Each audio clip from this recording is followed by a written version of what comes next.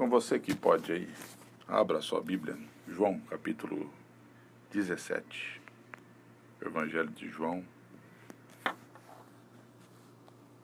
capítulo 17, versículo 2 e 3, diz assim a palavra do Senhor: Assim, como lhe deste poder sobre toda a carne, para que dê a vida eterna a todos quanto lhe deste.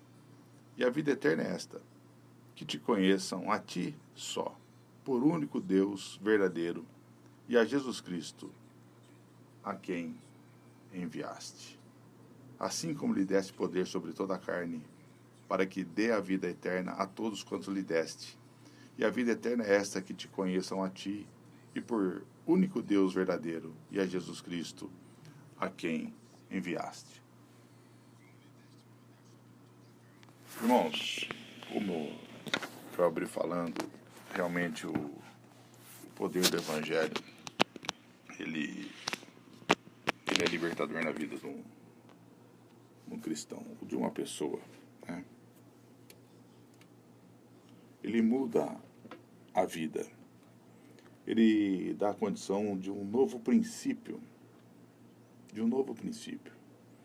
Não que as coisas vão ficar mais fáceis, mas com certeza elas vão ficar melhores. Agora, a grande pergunta que fica para nós, de dentro do Evangelho, que é sobre a vida eterna. O dom, né? O dom da vida eterna. Muitas vezes eu vejo as pessoas perguntarem se ela realmente recebeu esse dom da vida eterna. E é claro, é uma pergunta pertinente, porque o nosso destino eterno é que vai depender dessa resposta, se Cristo nos deu a vida eterna ou não. Então depende dessa resposta. Uns acreditam que foi Cristo que deu a vida eterna, como eu. Outros acreditam que eles conquistaram a vida eterna, que Jesus fez uma parte e eles fizeram outra parte, eles fazem a outra parte. Então, que eles conquistaram a vida eterna, e a vida eterna deixou de ser um dom, né, que dom quer dizer presente, e virou um mérito, por causa da conduta correta que ele tem. Agora, o que nós sabemos e nós temos certeza, que esta é a mensagem da Bíblia em toda a parte, do princípio ao fim, e ela dá ênfase ao dia do juízo. Ao homem foi dado o dom, para poder viver, o poder para poder viver uma única vez, e depois desconhecerá o juízo. É o que vai falar lá em Hebreus. E no dia do juízo serão abertos alguns livros, né, certos livros, e se os nossos nomes não estiverem escritos no livro da vida do Cordeiro, essa inscrição que significa que somos possuidores da vida eterna. Alguns acreditam que o seu nome está desde a eternidade. Outros acreditam que Deus vai, ao longo do tempo, apagando e escrevendo, apagando, escrevendo, apagando, escrevendo, apagando, escrevendo, de acordo com aquilo que as pessoas vão fazendo, né? Porque Deus olha sempre para o futuro, né? Não é um Deus soberano, ele tem que olhar para o futuro para saber o que o homem está fazendo, para depois ele tomar as atitudes, né?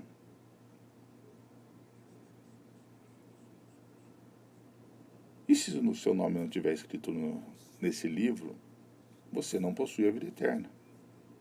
Você vai para a destruição, para a condenação e para a punição eterna. E, por consequente, é evidente que este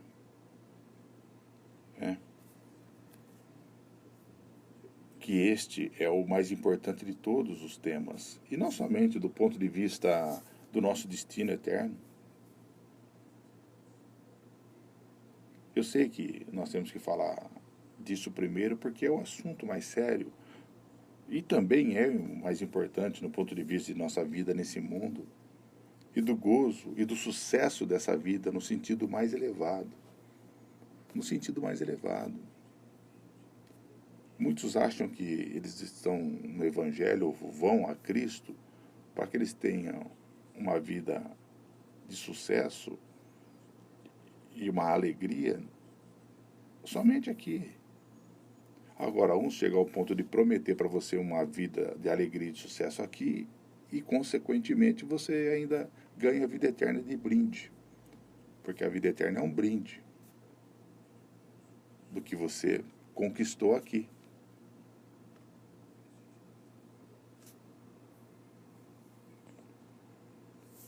O que nós sabemos que depois que essa vida só se torna possível a nós, no conhecimento de Deus, no Senhor Jesus Cristo e por intermédio desse conhecimento. O conhecimento de Deus, o conhecimento de Cristo, ele é essencial para que possamos ter a certeza da vida eterna. Porque quem conhece Cristo realmente é que sabe e tem a confiança na vida eterna, porque a confiança está na pessoa de Cristo. E quem nos habilita a conhecer? É Deus, conforme o texto que nós lemos, infundindo-se em nós por meio do Espírito Santo. Então, entrando em nosso ser e dando-nos a vida, ele nos capacita a conhecer Deus. E é desse ponto que partimos quando descobrimos o caminho para essa vida, o meio para o qual ela é obtida.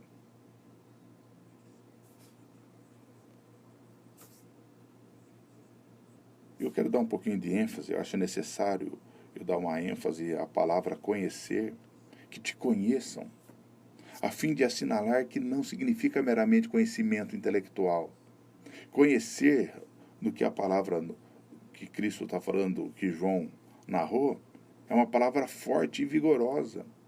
Não significa apenas que nós temos apenas uma aceitação intelectual de certo número de proposições. É muito mais profundo que isso.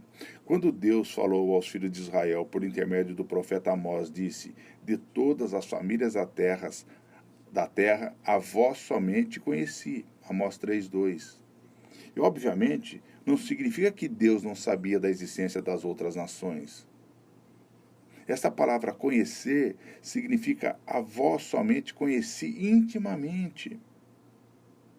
Vós sois, num sentido, o único povo pela qual me interessei.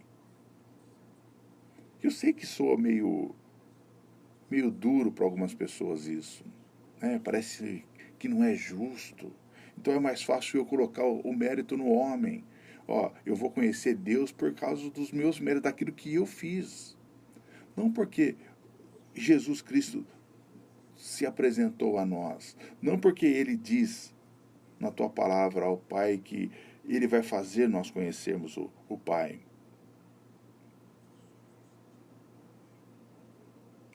E é assim que essa palavra é empregada, constantemente nas Escrituras. E esse é o seu sentido aqui. O conhecimento de Deus acerca do qual o nosso Senhor fala aqui significa uma real e viva percepção dele. Não apenas crer no ser e na existência de Deus, mas conhecê-lo como aquele que vive e que habita em nós. Aquele que vive e habita em nós, que faz toda a diferença, meu irmão, minha irmã. Você não vive de sinaizinhos, esperando milagrezinhos. Sabe por que isso fica totalmente insignificante para você? Porque você está conhecendo a Deus. Você sabe que Ele te escolheu. E Ele tem você por filho, porque Ele quis. E quando você percebe que isso é porque Ele quis, você tem a segurança da vida eterna através dEle. Porque se foi Ele que quis, não foi você, você não vai ficar baseado na sua própria força, naquilo que você tem que fazer, mas em si naquilo que Ele fez. É um conhecimento vívido. E devemos ter cuidado de não ligar a essa palavra um sentido que fique alguém dessa exaltada concepção.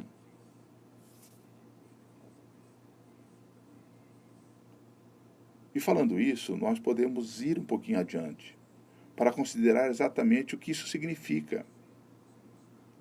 Eu já falei agora de que maneira obtemos a vida eterna, que é só através de Cristo, conhecer Cristo. E se a pessoa realmente não conhece Deus em Cristo dessa maneira íntima, ele não a possui. Mas que esta vida que pode reivindicar dessa maneira, quem que pode? Como podemos? A primeira coisa que devemos salientar é que é uma qualidade de vida. As pessoas buscam tanta qualidade de vida, e encontramos essa qualidade de vida em Cristo Jesus. E qualidade de vida não é ausência de problemas. Qualidade de vida não é a quantidade de dinheiro na sua conta. Não é se a sua saúde está boa ou não. Não é isso. Tem um vídeo muito antigo que eu gosto, já coloquei algumas vezes na minha rede social, que é de uma menina que ela está numa cadeira de roda e só mexe a cabeça. E quando eu pergunto para ela por que ela crê em Deus, a resposta dela é porque ele me resgatou, ele me cativou. É mais forte do que eu. Essa verdadeiramente é o relacionamento, o conhecimento que você tem de Deus em Cristo Jesus e na sua obra redentora para a vida eterna. Aí você percebe, você vai chegar a ir numa igreja para cultuar a Deus. E se não é para cultuar a Deus, não tem por que estar lá. Eu sei que a igreja vive de festas, de comemorações, de dar honra a homens. Mas isso não é culto a Deus. Isso você pode chamar do que você quiser. Mas culto a Deus não é. Pode ser festa de aniversário, comemoração, encontros, e lá vai falar sobre a palavra de Deus, mas não é um culto a Deus. Nem todo mundo que abre uma Bíblia está cultuando a Deus porque não o conhece, não se relaciona com Ele. A única maneira de você cultuar a Deus é através do Filho Jesus Cristo, conhecendo e se relacionando com Ele.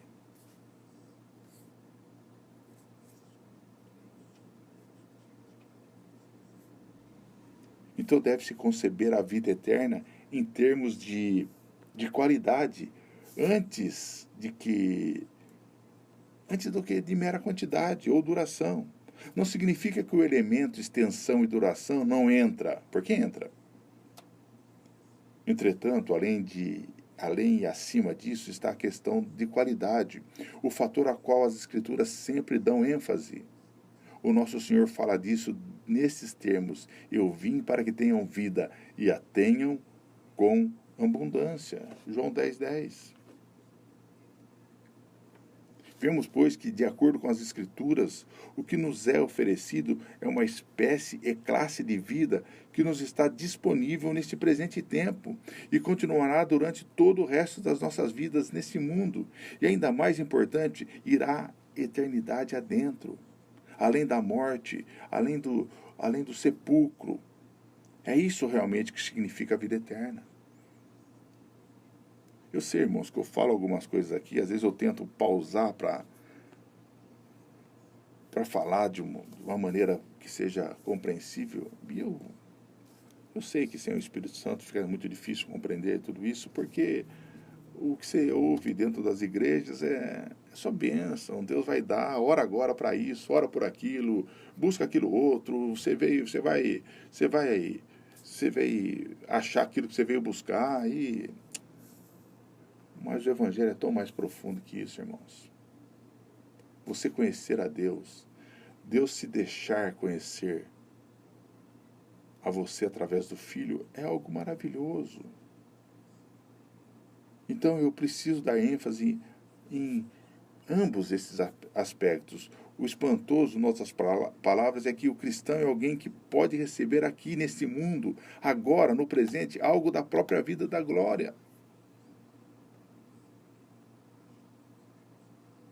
Mas as pessoas ficam buscando essa alegria, esse gozo, algo da glória, para viver uma vida sem propósito com Deus. O apóstolo Paulo fala disso em Romanos 8, 23, onde ele se refere a si mesmo como um daqueles que receberam as primícias, ou como ele diz, os que receberam uma espécie de prelibação. E essa palavra prelibação, ela quer dizer assim, um antigosto, ou um antigozo, preparando para algo muito maior. Porque quando você tem os olhos fitados na eternidade, há pequenas atribulações desse mundo, não é nada. E quando eu falo pequenas, é pequenas. Uma doença é pequena. Uma perda de alguém é pequena. Uma perda de dinheiro é pequena. Perda de bens é pequenas diante da eternidade. Sabe, porque a eternidade não tem como contar, irmãos. Se você tirar 1000 anos da eternidade, ela continua sendo a eternidade. Se você tirar 1 bilhão de anos da eternidade, continua sendo a eternidade. A eternidade é o rompimento do tempo. É como os primeiros frutos da colheita. Você vai à sua horta e apanha as primeiras framboesas, a primeira colheita, e depois logo virá toda a colheita. Mas aqui está a primeira parte. Você tem os primeiros frutos, a prelibação, o antigosto, o antigozo. Você não tem toda a colheita, porém tem um punhado daquilo que você vai receber em plenitude completa e final. A maravilha da eternidade, que nós estaremos com Cristo e veremos Ele e seremos como Ele é. E desse modo que o cristão entra na vida eterna. E certamente essa é uma das coisas mais extraordinárias e surpreendentes de que podemos cientificar-nos. Que aqui na terra podemos começar a experimentar algo da vida do céu, algo da vida da glória. E o que é isso? O que você pode experimentar? Aqui na terra, algo do céu. É só você lembrar da oração que Cristo nos ensinou. Pai nosso que estás no céu, seja feita a tua vontade aqui na terra como ela é feita no céu. Começamos a experimentar algo da eternidade do céu quando estamos debaixo da vontade de Deus. Debaixo da vontade de Deus. Começamos a fazer a vontade de Deus. Nos relacionamos com o Filho. Nos relacionamos com Deus através do Filho, a qual nos mostra o Pai. E isso independe da sua condição financeira, intelectual, de saúde, não importa. É algo da vida do céu, algo da vida da glória. Então o elemento tempo entra assim, embora recebemos a vida mesmo aqui neste mundo, visto que estamos na carne e devido às imperfeições que o pecado introduziu em todas as partes do nosso ser, há uma espécie de limite. O apóstolo Paulo, escrevendo aos Coríntios, deixa isso claro. Porque agora, diz ele, vemos por espelho, obscuramente, lá na primeira carta de Paulo aos Coríntios, capítulo 3, versículo 12. Algumas pessoas dizem que a tradução disso deveria ser vemos uma espécie de enigma. Mas isso não importa, as duas traduções mostram que vemos de algum modo. Todavia, depois que vocês notam a diferença, porque agora vemos por espelho, de uma maneira embaçada, obscuramente, mas então veremos face a face, veremos como ele é realmente. Alguma distorção do que vemos no presente tempo, vemos a coisa real, porém de uma maneira obscura, de uma maneira embaçada. Depois a veremos exatamente como é. Então conhecerei como também sou conhecido. Agora, diz Paulo, conheço em parte. Essa é a diferença, diz o apóstolo, entre o conhecimento de uma criança e o de uma pessoa crescida. E, em certo sentido, a criança tem um real conhecimento mais elementar e imperfeito. Você sabe quando as pessoas começam a pregar para você voltar ao primeiro amor? As pessoas acham que voltar ao primeiro amor é aquela infância, quando você é criança, que você não sabe de nada. O primeiro amor quer dizer, você vai retornar ao primeiro amor. Deus em primeiro. Você ama primeiramente a Deus. Qual que é o primeiro mandamento? Amar a Deus sobre todas as coisas. O primeiro amor é Deus. Você amar a Deus em primeiro lugar. Não é você continuar na meninice. Não é que você continuar rodando na igreja. Não é você continuar acreditando nas baboseiras que vão ficar falando para você, fazendo adivinho, profeta de RG e etc. Não é isso. O primeiro amor significa que, independente da situação, você tem Deus em primeiro lugar na sua vida.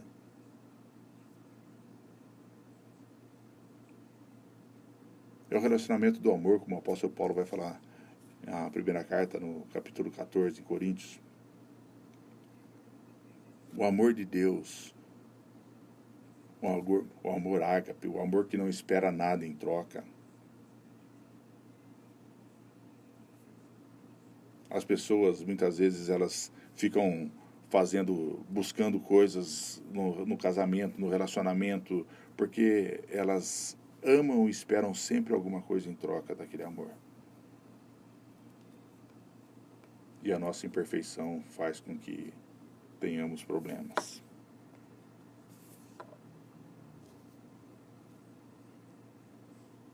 Quando eu era menino, falava como menino, sentia como menino, discorria como menino, mas logo que cheguei a ser homem, acabei com as coisas de menino.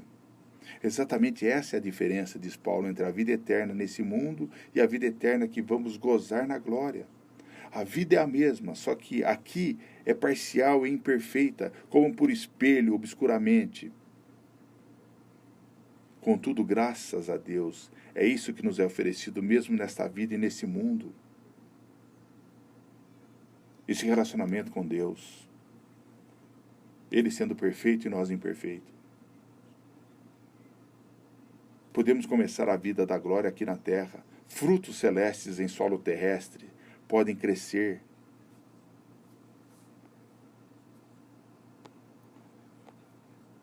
Se você conseguir manter esses dois elementos em sua mente, é qualidade de vida, e essa qualidade é a vida do céu, a vida da glória.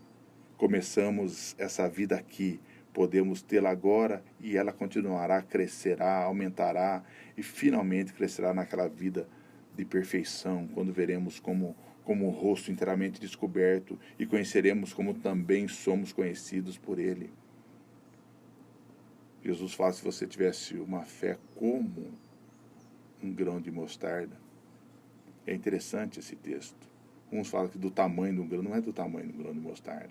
Como um grão de mostarda. Se você for pegar essa árvore, você vai ver como desenvolve a raiz dela, como ela fica profundo, como ela cresce a raiz para alimentar um vasto de pássaros, etc. Ela fica arraizada, ela fica sólida.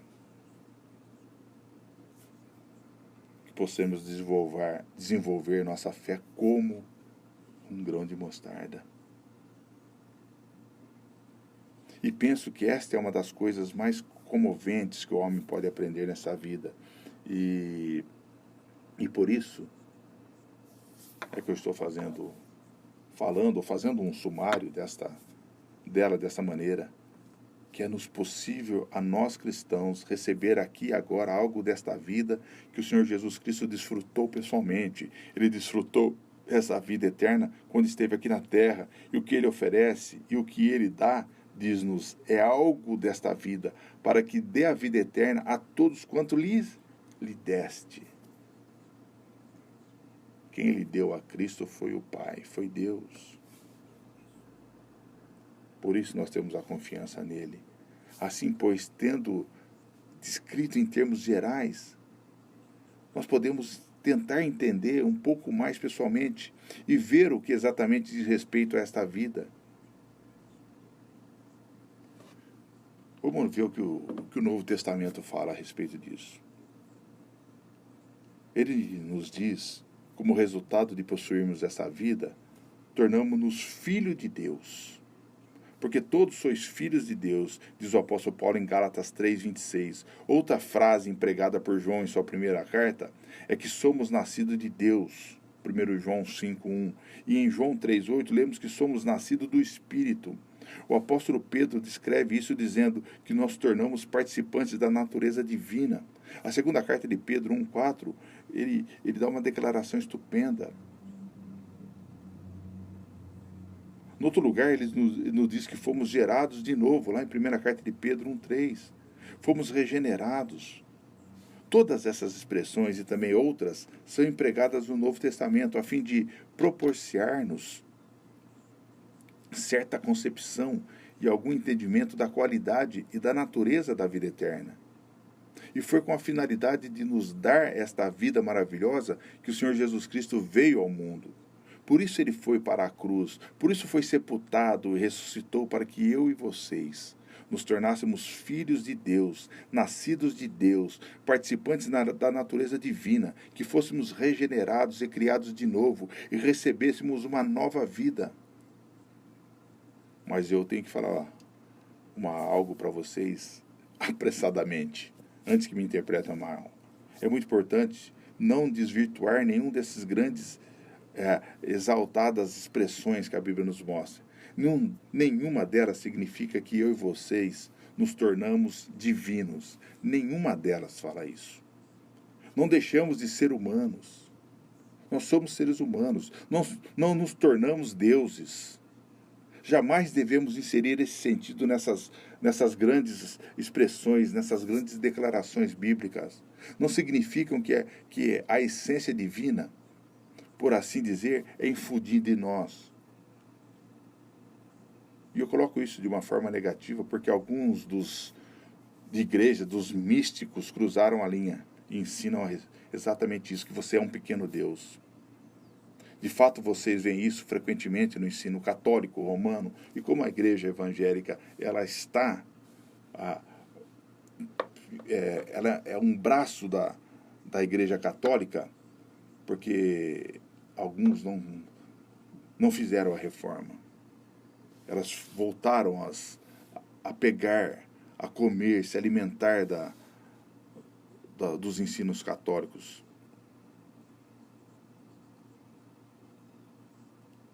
Porque isso é uma coisa que está por trás da doutrina, que é a transubstanciação. Muitos acreditam que, até no corpo de Cristo, não vou entrar nesse detalhe agora, na hora de fazer a ceia, e que o tal ensino na Bíblia, isso tem o sabor de misticismo e da filosofia grega. E então nós devemos ter cuidado de não interpretar essas expressões no sentido de que nos tornamos de fato divinos. Continuamos sendo humanos, embora participantes da natureza divina. Participantes da natureza divina. Não somos deuses. Somos participantes da natureza divina. E vou um pouquinho mais longe. Quando eu e vocês estivermos no céu e na glória, quando os nossos corpos tiverem sido glorificados e todos os vestígios do pecado tiverem sido eliminados de nós, quando ouvirmos face a face e formos semelhantes a Ele, mesmo então continuaremos sendo homens.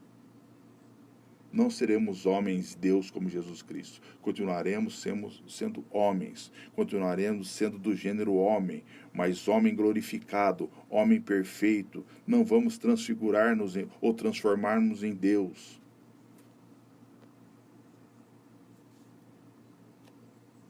Eu sei, irmãos, essa é uma doutrina altíssima e difícil de entender. E eu suponho que não é propósito que a entendamos plenamente. nessa vida e nesse mundo. A maneira segura de expressá-la é dizer que o que acontece conosco quando recebemos a vida eterna é que algo inteiramente novo entra em nossa vida e experiência. Algo novo entra em nossa vida, é uma experiência nova, é uma nova criatura. Dizem as Escrituras que nos tornamos novos homens, uma nova criação, um novo princípio de vida é inserido em nós e produz em nós uma profunda mudança e, por consequente, dá-nos uma nova qualidade de vida e de existência. E esse novo princípio produz em nós uma nova natureza, uma nova perspectiva, tanto assim que, tendo-o recebido, podemos dizer como Paulo, e ele sabe exatamente o que quer dizer quando ele diz: se alguém está em Cristo, nova criatura é, nova criação, as coisas velhas já passaram, eis que tudo se fez novo. Como ele escreveu na segunda carta, capítulo 5, versículo 17 de Coríntios. E tudo isso é devido a este princípio que entra em nossas vidas. Vocês percebem que o Evangelho de Deus é algo muito mais profundo, que é uma pena que as pessoas ficam se alimentando de canjinha, de mingauzinho, que ficam esperando bênçãos, esperando cura, bênção, providência, transformação de vida, transformação da vida do marido, da mulher, do filho, da avó, do papagaio, do periquito. E não consegue perceber que a mudança de vida começa na vida dele. E quando ele é uma nova criatura, tudo em volta tem outro propósito. Outro propósito.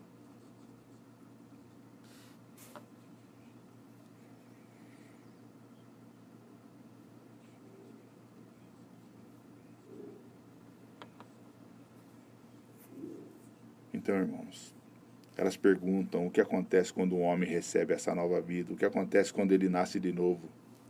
Se ele lhe dado uma faculdade interiormente nova, ou um novo conjunto de faculdades? Claro que essa resposta é não. O que ele recebe é um novo princípio que afeta todas as suas faculdades, todo o seu entendimento. Vou tentar explicar o que quero dizer. Esse novo princípio é uma coisa separada das nossas faculdades, algo à parte, mas afeta todas elas. É, por assim dizer, algo que as penetra e as vitaliza e nos capacita a usá-las de maneira inteiramente diferente. E eu sei que isso é muito importante. Por essa razão, a vida cristã, o recebimento dessa vida eterna é absolutamente independente das nossas faculdades e qualidades naturais. E demos graças a Deus por esse fato. Todos nós diferimos uns dos outros, diferimos intelectualmente, por exemplo. Alguns nascem com maior capacidade para entender, com melhor cérebro do que outros. Alguns podem ler e entender o que leem melhor do que outros. Há uma interminável variedade e variação nas pessoas, por natureza, do ponto de vista das propensões e das habilidades. A glória desta vida eterna é que ela pode entrar na vida de qualquer classe de pessoa. E isso realmente não depende, em nenhum sentido, das suas qualidades e faculdades individuais. O resultado é que uma pessoa destituída de inteligência pode receber esse princípio da nova vida exatamente como a pessoa mais inteligente do mundo. E, além disso, ele pode ser tão espiritual como aquela pessoa inteligente. É um princípio separado das faculdades naturais.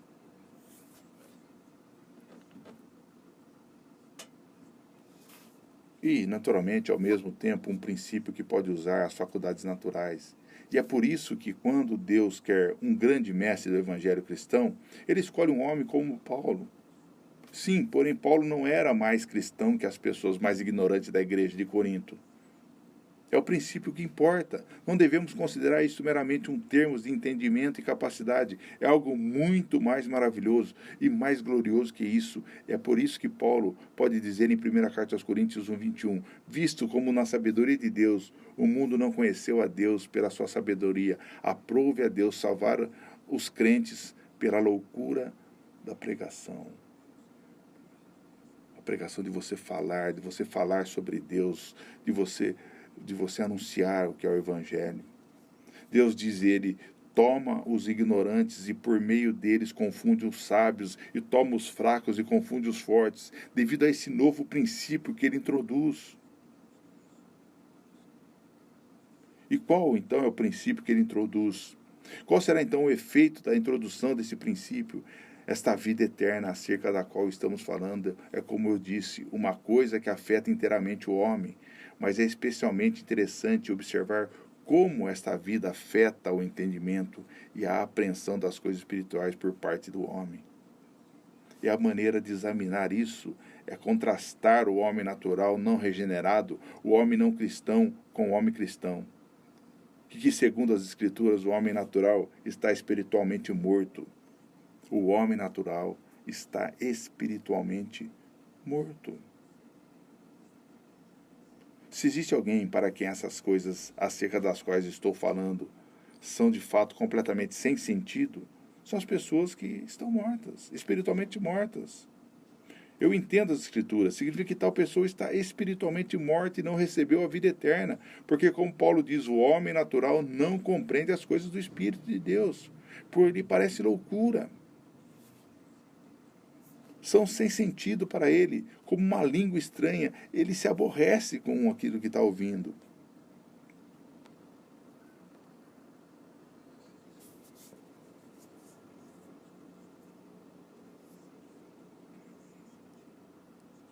Para nós caminharmos para o fim,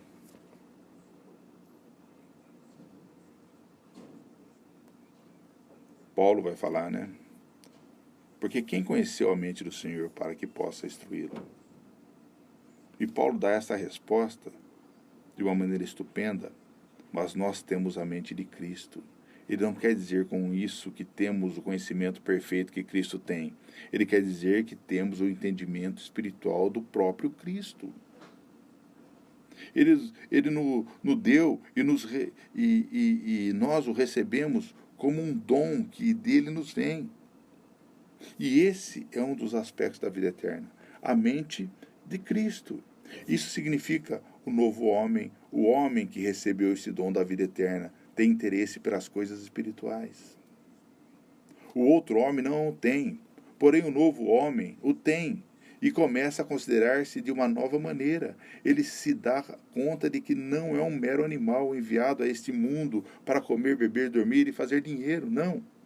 Ele se dá conta de que é um ser espiritual. Ele sabe em seu íntimo que há algo que o eleva acima de todo o universo, que o propósito da sua vida é Deus e que ele tem o Espírito de Deus dentro dele. E a conversão faz isso. Ele não sabia disso antes, mas agora sabe. Ele tem uma visão inteiramente nova da morte, bem como da vida, e encara os fatos da sua vida nesse mundo de maneira inteiramente nova. Irmãos, amigos, se vocês quiserem saber se tem a vida eterna, aqui está um modo simples de decidir isso. Quando você pensa em si mesmo, você para meramente no ponto em que o homem do mundo para? Ou se lembra todos os dias da sua vida de que você tem alma, tem espírito, de que o que realmente importa não é este breve momento de existência nesse mundo, e sim o destino que nos cabe à vida, que nos espera junto a Deus, glória para a qual vamos indo. O cristão se vê com um entendimento ou mente espiritual e olha para Deus de maneira inteiramente diferente. E o cristão tem uma visão inteiramente diversa do mundo na qual ele vive, uma visão espiritual. Que visão você tem do mundo nesse momento? Você está inquieto e aflito por causa dele? Você se sente ferido por ele? A respeito do cristão, diz o apóstolo Paulo, que nós, o que estamos nesse tabernáculo, gememos carregados. Ou diz ele também que nós mesmos, que temos as primícias do Espírito, também gememos em nós mesmos, esperando a adoção, a saber, a redenção do nosso corpo. Romanos 8, 23. O mundo nos perturba. O que nós queremos é, cada vez mais, ficar bem com o mundo e com as coisas do mundo. E a última coisa que eu gostaria de dizer sobre o homem espiritual é que ele tem um entendimento das coisas espirituais que nunca tivera antes. João, em sua primeira carta, adverte aqueles cristãos primitivos contra certos perigos e heresias. Há, diz ele, um sentido em que não é preciso que os fique lembrando, porque eles têm a unção do santo, a unção de Cristo, eles estão debaixo dessa unção, não precisa ninguém ficar lembrando.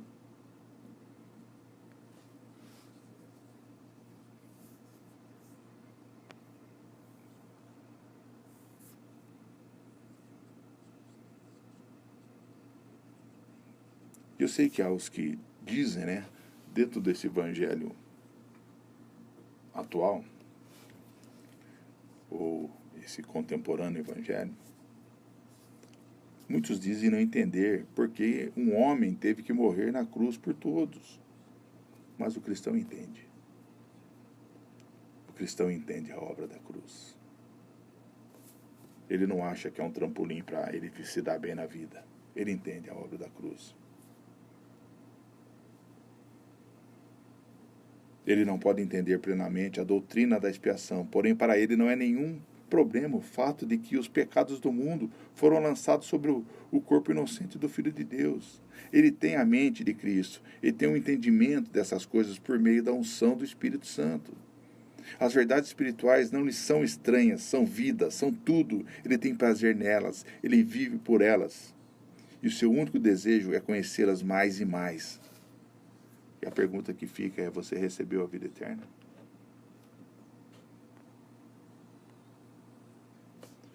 Porque no momento em que o homem recebe a vida eterna, torna-se uma espécie de estrangeiro nesse mundo.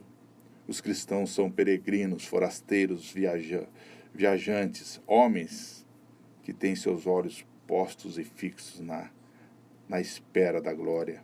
Apesar de ainda viverem nesse mundo marcado pelo pecado e pela vergonha, permita a Deus que todos nós saibamos disso. E que o Senhor seja honrado e louvado em nossas vidas, irmãos. E